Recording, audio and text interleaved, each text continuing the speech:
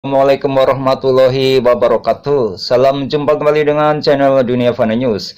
Petani adalah salah satu profesi yang paling jujur dan bersahaja di dunia ini. Sebab petani hanya menanam kebaikan berupa tanaman ke dalam tanah, lalu ia merawatnya. Selepas itu ia berdoa dan tawakal, berharap hanya kepada Allah Subhanahu wa taala. Sebab faktanya hanya Allah yang mampu menumbuhkan dan menyuburkan tanamannya hingga bisa dipanen. Itulah kenapa saya berkata bahwa petani adalah orang yang jujur dengan kelemahan dirinya sebagai manusia yang tak berdaya tanpa pertolongan Allah Subhanahu wa taala. Tak mungkin tanamannya bisa tumbuh untuk bisa dipanen dan dinikmati hasilnya demi kemaslahatan hidupnya. Menjadi petani itu adalah bakat dan panggilan jiwa, karena tak setiap orang mampu menjadi petani yang memang membutuhkan kesabaran, keuletan, kedisiplinan, dan keyakinan tinggi agar berhasil memperoleh panen yang baik.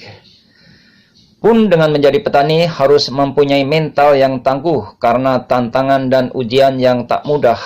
Misalnya tanaman diserang hama, banjir, lalu gagal panen. Selain itu juga fluktuasi harga panenan yang kadang membuatnya merugi.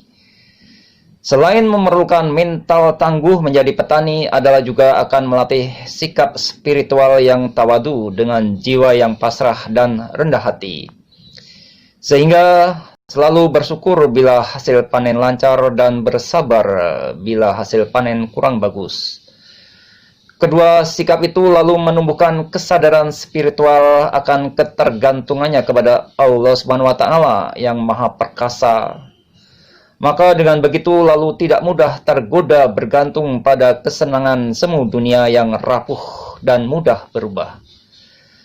Menjadi petani di usia muda 18 tahun adalah bakat dan panggilan jiwa bagi Afandi Shakir yang kisah suksesnya sebagai petani sangat menginspirasi kaum muda. Pria yang lahir di kampung Sagu, Kelambu, Banting, Selangor, Malaysia ini terkenal sebagai petani ulet dan kreatif seperti dilansir dari situs lira.co.id. Dari tidak punya apa-apa, kini Afandi memiliki ratusan hektar lahan pertanian yang ditanami pisang, sayuran, dan tanaman lainnya. Bagi Afandi Shakir, perjalanan hidupnya sangatlah unik dan menantang. Sejak remaja di usianya yang menginjak 18 tahun, Afandi Shakir melepas masa-masa mudanya dengan fokus membangun usaha. Dikala teman sebayanya punya sepeda motor untuk gaya hidup mereka, justru Afandi Shakir sebaliknya. Dia menjual sepeda motor jenis Honda EX5-nya untuk dijadikan modal menyewa kebun. Hasil dari penjualan sepeda motor itu digunakan untuk menyewa 1 hektar kebun. Kebun itu lalu ditanami pisang dan aneka rempah seperti kunyit. Tanaman buah dipilih karena saat itu dia tidak punya modal banyak untuk merekrut tenaga kerja. Ulet dan telaten usaha perkebunan itu dijalaninya dengan dibantu seorang pekerja. Pelan tapi pasti tanaman pisang itu mulai berbuah dan sudah punya akses pasar untuk menjualnya. Keuntungan dari penjualan pisang dan kunyit itu digunakan untuk menyewa lahan pertanian lagi. Lahan yang disewa bukan tanah gembur atau area persawahan, melainkan hutan belukar. Dibantu adiknya, Afandi Shakir membersihkan tanaman liar di lahan yang disewanya, kemudian ditanami pisang dan rempah.